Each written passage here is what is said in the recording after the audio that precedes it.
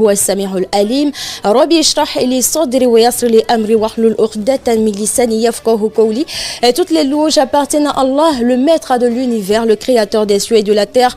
Il est le tout miséricordieux par essence et par excellence, à celui qui subsiste par lui-même. Il n'a pas engendré, il n'a pas été engendré, nul n'est égal à lui. Puisse-t-il déverser ses grâces et sa miséricorde sur la plus belle des créatures, la plus noble de toutes les créatures, Mohammed ibn Amina, Mohammed ibn Abdullah, Mohammed sallallahu alayhi wa sallam, et que cette miséricorde soit accordée sur sa sainte famille, ses bâtons et valeureux compagnons, et tous ceux qui ont décidé de suivre ce cheminement divin jusqu'au jour de la rétribution. Fidèles auditeurs de la meilleure des fréquences à 95.7 FM à Abidjan et environ, que la paix d'Allah Azza wa Jalla soit avec vous. Assalamu alaikum wa rahmatullahi ta'ala wa barakatuhu. Bienvenue encore une fois sur Radio Al-Bayan, précisément dans Instant Sounakari, et vous êtes en compagnie de Soumeya Sanogo et la partie technique Ladji Kabamouri.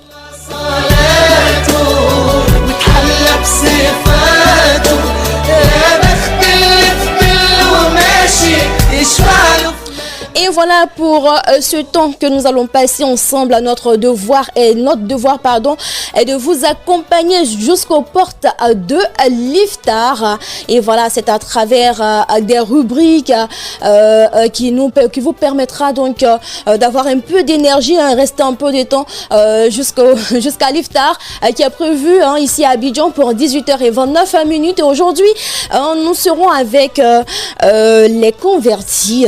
Voilà. L'association des convertis seront avec nous pour échanger comment ils passent-ils ce Ramadan, comment ils vivent-ils le Ramadan. Et nous sommes avec Oustaz Malik Nyangoran, il est le président de la Fondation Islam Côte d'Ivoire. Salam alaikum Oustaz. Bienvenue sur Radio Al-Bayan. Merci pour l'invitation. Et ce 6e jour, est-ce que ça se passe bien malgré le soleil? On rend grâce à Allah subhanahu wa ta'ala. Alhamdulillah. L'instant, on est sur lui en tout cas. Masha'Allah, alhamdulillah. Et nous sommes également avec Madame Nyangoran, elle est la vice-présidente de la Fondation Islam Côte d'Ivoire. C'est une affaire de Nyangoran. Salam alaikum. Wa alaikum salam wa rahmatullahi wa barakatuh. Et le Ramadan, ça commence bien, ça se passe bien? Ouais, alhamdulillah, ça va. Et vous entendez, chers auditeurs, le punch qui est derrière cette voix pour vous dire que voilà, ici, tout se passe bien, nous sommes en forme et nous partagerons cette énergie avec vous jusqu'à 18h29, Inch'Allah. Alors, Oustaz Malik avec vous, je l'ai dit tout à l'heure à l'entame donc de notre rencontre, je l'ai dit, nous allons parler donc comment vous vivez sur Ramadan 1445 de l'Hégire. Avant cela, je ne sais pas si ça va vous déranger. Ça fait depuis combien de temps voilà, que vous êtes musulman? Alhamdulillah, moi personnellement, je suis musulman depuis 97. Depuis 97. Ouais. Oh là là, donc si on compte véritablement, ça peut être 29 ans. 29 ans, bientôt 30 ans, machallah. Et au niveau de la fondation, qu'est-ce que vous faites donc pour ces nouveaux convertis là? Alhamdulillah, la Fondation Islam Côte d'Ivoire est une structure de prise en charge, non pas une structure des convertis. Ah, d'accord, une structure de prise en charge. Parce que moi, le terme structure des convertis, je trouve ça pas trop péjoratif, bien. Pas péjoratif, mais je dis c'est pas adéquat. Pourquoi? Parce que dès qu'on se convertit, on est des musulmans. Effectivement. C'est-à-dire qu'on passe une étape dans la conversion, mais on ne reste pas toujours converti. D'accord, c'est voilà, ça. Donc nous sommes tous convertis, puisque le prophète était le seul musulman. Oui. Donc nous sommes tous convertis à un titre ou à un niveau donné. Merci. Mais il est bon d'avoir des structures de prise en charge ou d'accompagnement de ces convertis-là. Parce que Allah subhanahu wa ta'ala nous dit dans le Coran, il dit, diriez-vous que vous avez la foi sans que vous soyez éprouvés. Par conséquent, toute personne qui décide de venir à l'islam, c'est sûr que cette personne sera éprouvée par Allah subhanahu wa ta'ala. Ça c'est clair. Mais à ce moment précis-là, quel sera le rôle de nous musulmans face à la situation? Moi personnellement, j'ai eu une expérience. Mon expérience, c'est que j'ai dû dormir à la Belle Étoile après avoir été renvoyé des parents de la maison. Ça n'a pas été facile. Ça n'a pas été facile. Je me suis retrouvé en train de dormir à la mosquée, manger par ici, aller étudier par là. J'étais en classe de seconde quand j'ai été vidé. C'est en 4e que je me suis converti. J'ai passé 3 années clandestinement en train de prier. C'est-à-dire, les parents m'avaient déjà... pour prier, oui, les parents m'avaient déjà prévenu que ça c'était pas parti. Moi je suis à Bidji, voilà, oui, donc voilà, c'était pas vraiment facile pour nous les gens du sud là, c'est pas trop facile. Donc déjà ils avaient déjà, moi je me cachais pour prier jusqu'à ce que finalement je devienne président des élèves et étudiants musulmans du lycée municipal de Machallah, takbir. Et donc c'est après que je suis devenu président, bon là j'ai des responsabilités, je dois assumer, ainsi de suite, donc ça fait que c'était difficile de me cacher maintenant. Bon, c'est en ce moment précis là que le pas aussi m'a surpris en train de faire chaffer l'huître dans ma chambre. Puis bon, il a demandé à ce qu'on se sépare. Et voilà, moi j'ai envie de demander à cet instant, parce que c'est là que la difficulté commence, parce qu'avant vous vous cachez pour prier, donc il y a la pression familiale qui était là à ce moment-là. On vous chasse de la maison. Est-ce que d'une autre part, parce qu'en ce moment, Allah veut vraiment tester si vous êtes sincère, voilà, dans votre conversion ou pas. Est-ce qu'en ce moment vous avez voulu revenir? Oui, bon, en fait, je dis au départ, tu es dans l'euphorie de la foi. Tu te braques aussi parce que tu te dis, bon, écoute, c'est ma foi, c'est ma conviction. Contre les parents. Voilà, donc, et puis en ce moment, si on est adolescent, moi, j'avais quel âge en seconde?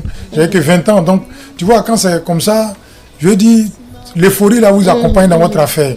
Mais à la réalité, chaque jour, il faut se soigner, il faut manger, et il faut pouvoir continuer les études. La sécurité. Voilà, et puis, je dis, l'accueil de la communauté musulmane n'est pas ça, n'est pas à la hauteur. Ça c'est clair. Voilà. Jusqu'au jour d'aujourd'hui, après 29 ans de conversion, c'est la même situation. C'est-à-dire, volontairement, 1-2 personnes vont vous soutenir, vont vous accompagner, mais après... C'est ça, le suivi. Voilà, moi je me rappelle que pour 5 000 francs que j'ai demandé une fois, la deuxième fois, on a dû me fuir, on me voyait venir, d'autres se cachaient, d'autres trouvaient que... Est-ce qu'ils savaient que vous étiez... Oui, ils savaient, tout le monde savait. Mais je dis, c'est la réalité. C'est vous aussi votre passage. C'est ça. Donc, je profite en même temps pour dire à tous ceux qui sont en train de vivre ce moment et qui ont la possibilité de nous écouter, de savoir que c'est un moment qui va passer. Voilà, ça va passer. Ce n'est pas des moments qui vont durer. Seulement que c'est juste pour tester votre foi. C'est ça. Et à ce moment précis, il faut être fort, voir vraiment passer cette étape-là. D'accord. Maintenant, le rôle de la communauté musulmane, nous en tant que musulmans, c'est d'être aux côtés de ces personnes-là. Parce qu'en ce moment précis, là, je donne l'exemple toujours. Les rastamans se soutiennent entre eux. Même les gens qui volent se soutiennent entre eux. Voilà. C'est clair. Même les gens qui désobéissent à Allah créent des groupements pour désobéir à Allah. Se soutiennent entre eux. Quand il y a un qui part, comment se fait-il que nous qui avons décidé d'être dans une foi, on n'arrive pas à se soutenir quand il arrive que ces personnes-là et tout le monde. Donc, ça manque d'organisation. C'est dans ce but-là que nous avons voulu amener notre pierre à l'édifice islamique en Côte d'Ivoire en créant la Fondation Islam Côte d'Ivoire qui viendra en appui aux mosquées pour que les convertis puissent dès le départ être suivis. Et quand ils sont suivis, ça permettra en même temps, s'il y a des difficultés, d'accompagner les mosquées à pouvoir mieux régler le problème. Voilà. Mais si on n'a pas de suivi, que les gens peuvent quitter d'une autre ville à une autre ville, après ça peut devenir du commerce. C'est ça. Et ça peut devenir quelque chose qui n'était pas intéressant. Donc nous, en tant que communauté, on a besoin d'organiser ce côté-là. Bon, donc on essaie de donner notre pierre à l'édifice par rapport à ça dans la communauté. Et je vois que ça réussit bien. Et la fondation, elle existe depuis combien de temps? La fondation Islam existe depuis 2015, pardon. Depuis 2015. Voilà. D'accord. Donc ça nous fait 9 ans aujourd'hui que nous sommes sur le terrain. Et on essaye de faire un peu. On a un centre d'accueil à Yopougon que je gère avec la vice-présidente, madame. Et puis, on a une direction. Excusez-moi, une parenthèse. Madame Nyongoran, est-ce que c'est votre épouse ou... Je ne sais pas où. Je veux savoir. Je veux comprendre vraiment parce qu'il n'arrive pas à comprendre. Nous avons le président et la vice-présidente qui est Madame Nyongoran. On veut comprendre. C'est que c'est ça. C'est que c'est ça. Voilà. Donc nous avons M. Nyongoran et Madame Nyongoran. Voilà. Oui, bon, vous savez, à l'initiative, c'est pas facile d'avoir des personnes, surtout quand il s'agit de dépenser de l'argent. Ou de trouver des moyens pour dépenser de l'argent. C'est pas évident de trouver les personnes pour vous accompagner. Donc la première personne qui était au four et au moulin pour accompagner l'initiateur que je suis était madame. Donc dès le départ... Non, elle est devenue Madame Nyongoran pour accompagner M. Nyongoran dans ses actions. Inch'Allah. Et voilà, chers auditeurs, nous sommes donc avec la Fondation Islam Côte d'Ivoire, qui est cette fondation qui a pour mission d'accompagner donc les convertis. Dit le mot converti, hein, c'est pas le mot vraiment adéquat. On va monter le son avec Ladji Kababouri et on revient juste après.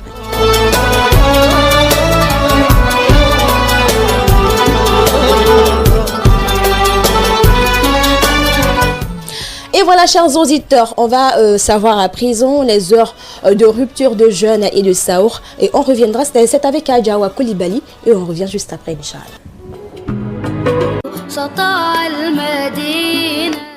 Alhamdulillahi Rabbil Alamin, Amdan Kathiran, Toyiban Mubarakan, fidèles auditeurs, merci de nous rester fidèles. Vous êtes dans votre espace Instant Sonakari. Nous sommes aujourd'hui avec les membres de la Fondation Islam Côte d'Ivoire. Nous avons le président, Oustaz Malika Nyongoran, et Madame Nyongoran qui est la vice-présidente de la Fondation Islam Côte d'Ivoire. Et avant de partir, nous étions en train d'échanger donc comment ces personnes ont intégré la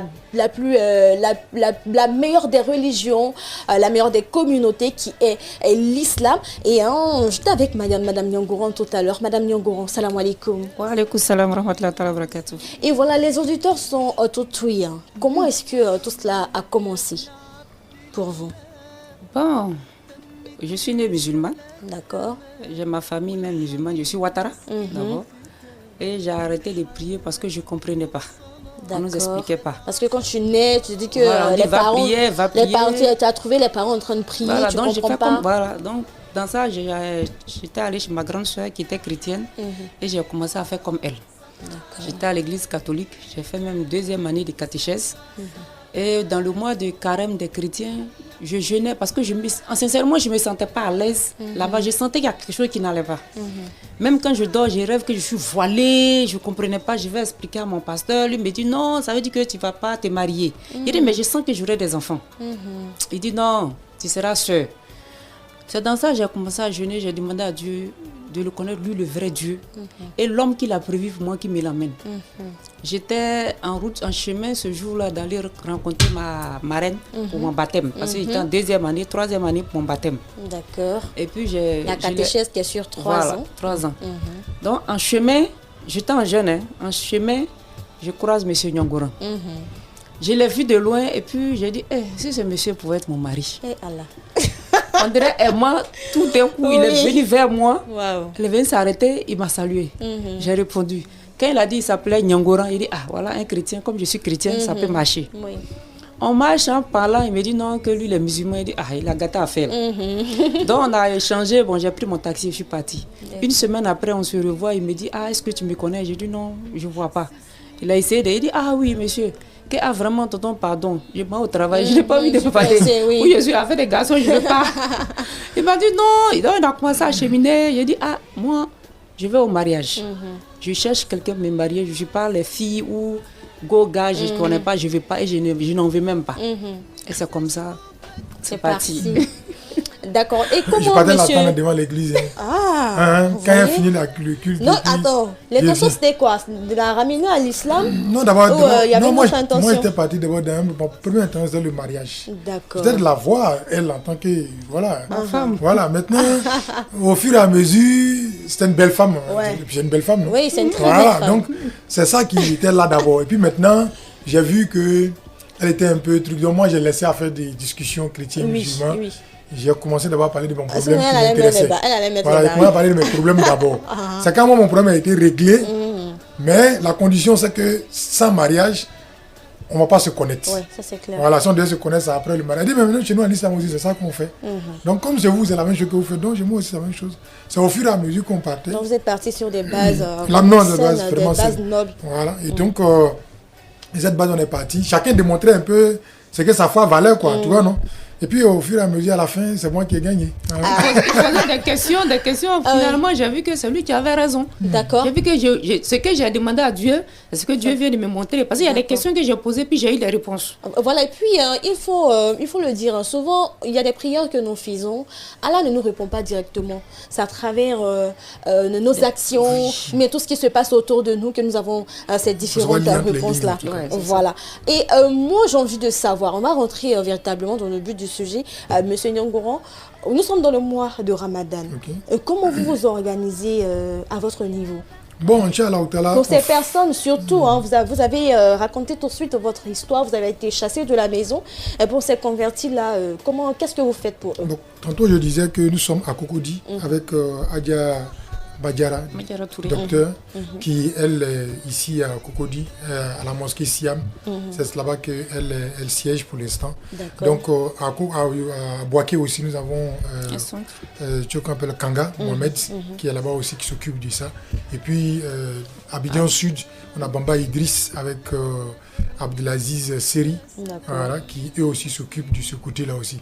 Donc, on est en train de mettre aussi une section aussi au niveau d'Agbo. Voilà. Donc on essaye de s'implanter un peu. Mais déjà ce qu'on fait depuis 2015, c'est que d'abord on essaye dans notre centre de pouvoir d'héberger. Un temps soit peu, c'est-à-dire soit sur 3 mois, le converti. Le temps que pour lui qu'il puisse trouver une porte de sortie pour lui. Voilà, donc voilà un peu plus tu vois ce qu'on fait. Donc pour l'instant, on fait un peu la nourriture, on fait un peu le suivi pour la compréhension, la bonne compréhension de la religion. La nourriture, elle se fait comment? Parce que c'est vrai que vous avez... Ça, c'est une affaire de la vice-présidente. Voilà, la vice-présidente Madame Nyongoran. Comment est-ce que vous vous organisez? Est-ce que vous préparez l'iftar pour ces convertis? Est-ce que ces convertis-là se déplacent vers ces centres pour aller rompre leur jeûne? Oui, ils viennent rompre leur jeûne à la fondation. Et puis quand ils finissent, ils mangent le dîner avant de partir.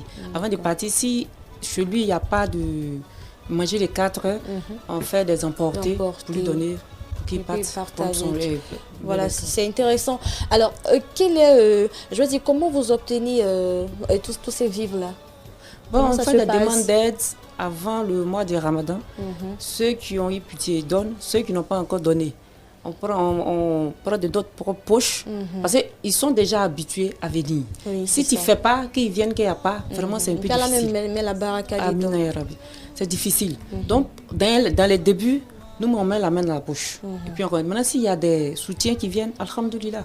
Est-ce que vous arrivez à vous en sortir jusqu'à la fin? Non, c'est difficile parce que c'est un sacerdoce, c'est une volonté, c'est un volontariat. Même ceux qui sont dans les sections de Cocody, autres sont des volontaires.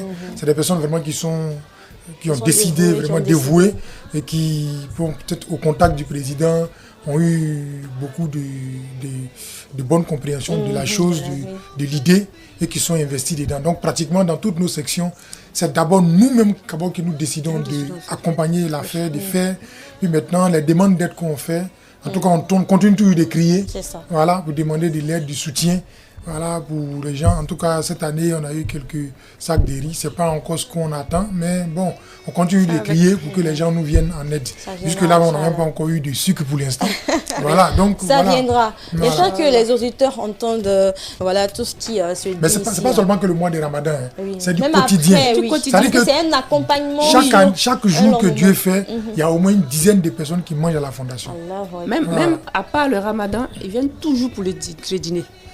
Ça, c'est prévu. Le dîner, chaque 19h, les gens viennent manger. Madame Nyongoran, vous avez du boulot. Et voilà, chers auditeurs. On va voir la passion de la chose. C'est ça, effectivement. Il est 17h passé de 41 minutes. On part pour le sketch de Ablo. Alhamdulillahi Rabbil Alamin, amnan kathiran tayyiban mubarakan fihi, fidèles auditeurs de la meilleure des fréquences. Vous êtes bel et bien dans votre instant Sounakari en compagnie de Soumeya Sanogo derrière cette voix et derrière la baie vitre. Vous avez Ladji Kabamori qui assure avec maestria la partie technique. Et aujourd'hui, nous sommes avec les membres de la Fondation Islam Côte d'Ivoire. Nous sommes avec les dirigeants. Il s'agit donc de M. Nyongoran, qui est le président de la Fondation Islam Côte d'Ivoire, et puis Madame Nyongoran, qui est la vice-présidente de Islam Côte d'Ivoire. Monsieur Nyongoran, et voilà, on va poursuivre nos échanges, et tout en rappelant aux auditeurs que la rupture de jeûne est prévue pour 18h29. Alors, je sais que Madame Nyongoran, c'est vrai que c'est elle qui fait la cuisine à la maison. Madame Nyongoran qui est souvent, Monsieur Nyongoran vous accompagne souvent dans la cuisine, n'est-ce pas? Bien. Bon, de temps en temps. Quand il y a du monde, qu'on est débordé, souvent il met la main dans la pâte. D'accord. Donc cela veut dire que il vous a suivi en train de préparer, en train de faire des mets. Monsieur Nyongoran, est-ce que vous avez un plat particulier que vous préférez et que vous savez préparer? Moi, je sais faire la sauce tomate. La sauce tomate. La fameuse sauce tomate. Voilà, c'est tout ce que je sais faire. C'est ce que vous aimez? Ou bien non, pas Ce que j'aime, c'est peut-être la sauce feuille. La sauce feuille. Mais là, je n'ai pas encore appris à le faire. D'accord. Mais ça viendra, Inch'Allah. Alors, monsieur Nyongoran, nous sommes dans notre rubrique recette, la recette du jour. Alors, c'est vrai que Madame Nyongoran, elle a l'habitude de préparer, elle a l'habitude de cuisiner. Donc, on va demander à monsieur Nyongoran, il sait faire la sauce tomate, de nous expliquer comment il prépare cette sauce-là. D'expliquer aux auditeurs. Pour ceux, des personnes voilà, qui ne savent pas préparer. Moi, je ne sais pas préparer en tout cas. Donc, je vais m'apprendre à préparer la sauce tomate. Bon, déjà, il faut dire que depuis 2016, je suis rentré à la cuisine. Hein, donc, ça veut dire que ça s'est imposé à vous. Oui, bon, avec vu le temps, mais ce n'est pas grave. D'abord, il faut avoir des ustensiles de cuisine très propres. Très propres. Puis, voilà. Parce que l'hygiène, vraiment, il faut vraiment tenir compte de ça. Voilà. Très propre. Et puis bon, voilà, il faut avoir ça dépend si vous le faites à la viande, si vous le faites au poulet, au poisson, ça dépend. Viande ou poisson. Voilà. D'accord. Donc, il faut avoir du bon poisson. Voilà, très souvent, c'est des sauces qui se mélangent directement avec le riz. D'accord. Donc, c'est bon de l'avoir des poissons sans comment on appelle ça? Les arrêts dedans. D'accord. C'est plus facile à manger. Puis bon, vous payez maintenant les persil, tous les petits, la tomate. Mais Madame Nyongoran, on n'est pas monsieur Nyongoran aujourd'hui. Je ne parle même pas, mais je le regarde. La bonne tomate. La bonne tomate. Et puis voilà, l'oignon. Bon, je ne sais pas si tu dois citer tous les éléments. Allez-y, mettez-moi les l'essentiel, c'est la tomate. C'est le poisson qu'il faut. Maintenant, c'est... Comment on appelle ça? Les persils, les oignons verts, là, des trucs là. On découpe comme ça. Voilà, puis maintenant, on met tout ça ensemble. Il y a la tomate pâte qu'il faut avoir. En plus de la tomate boule, quelques boules. Pour avoir la coloration rouge. Voilà, donc il faut le faire bouillir. Et puis après, il faut écraser la tomate pour le reverser encore dans... Parce que quand tu as mis les trucs, tu ressors après les boules de tomate que tu vas écraser pour que ça puisse véritablement faire une vraie pâte. Voilà. D'accord. Si tu fais ça... Là, Kabamouri, j'espère que tu écoutes l'exemple, tu prends l'exemple sur monsieur Nyongoran. Voilà, maintenant, une fois que ça c'est fait, tu laisses bouillir jusqu'à ce que tu sentes l'odeur...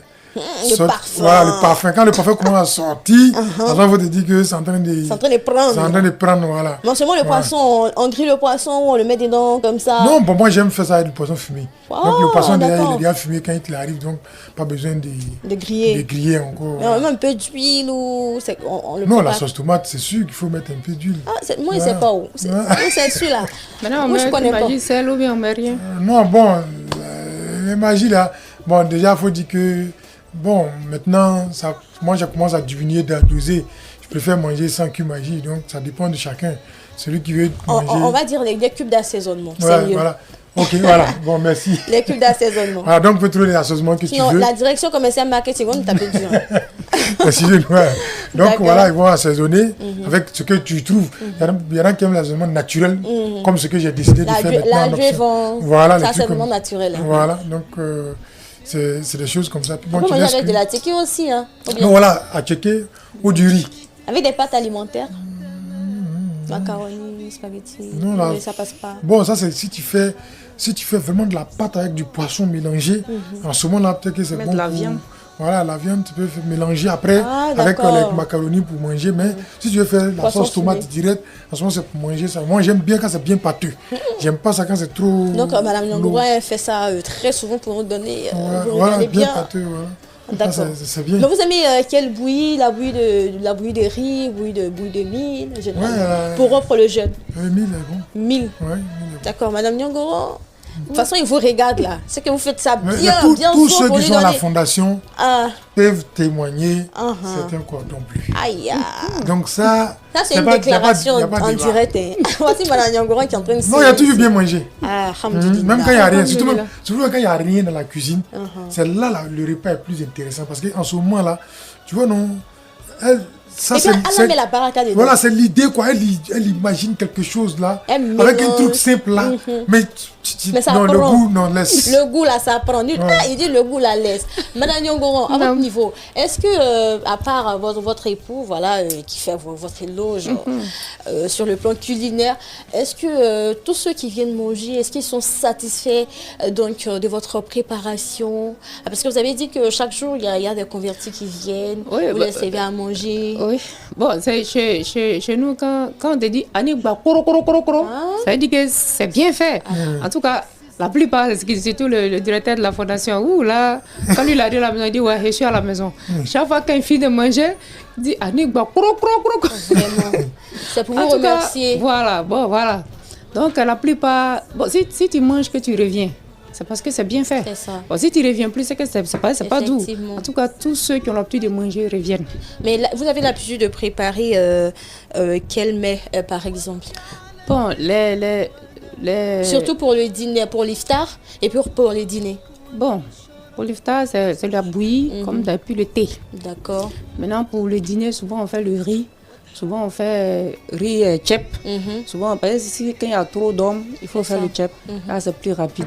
Soit c'est sauce avec le riz. En tout cas, c'est la plupart, c'est du riz. C'est du riz. Voilà. D'accord, parce qu'il y a beaucoup d'hommes. Voilà. L'appel est vraiment lancé à tous ceux qui veulent faire des dons pour accompagner donc toutes ces personnes qui ont décidé d'embrasser la religion musulmane. Et voilà, on a cette fondation qui s'occupe de leur accompagnement, mais ils ont vraiment besoin d'aide. Alors, Madame Nyongoro, est-ce que à votre niveau, est-ce qu'il y a des personnes vraiment qui vous aident ou bien quelle action vous posez en tant que vice-présidente au niveau de la fondation? Dans la cuisine ou... Non, bon, je veux dire sur le plan administratif et puis également dans la cuisine. Bon, dans la cuisine, j'ai des filles qui viennent m'aider. Pour l'instant, je suis ici. J'ai donné les directives. Actuellement, c'est en train de faire ça là-bas. J'envoie un message pour savoir si ça se passe bien. Voilà, ça c'est là. Maintenant, bon, souvent... J'accompagne M. Nyongoro dans les événements. Comme elle est accompagnée ici à Al-Bayan. Elle vient et puis elle dit est-ce que je dois parler? Il dit mais non, tu es venu dans notre studio, non. C'est que tu vas parler. Elle dit non, mais c'est M. Nyongoro qui a été invité. Elle dit non, c'est M. Nyongoro qui a été invité. Et que tu accompagnes M. Nyongoro, c'est que tu vas parler. Et voilà. Mais à côté de ça, il faut dire aussi que administrativement, comme vous l'avez posé la question, elle est plusieurs fois partie avec des vives.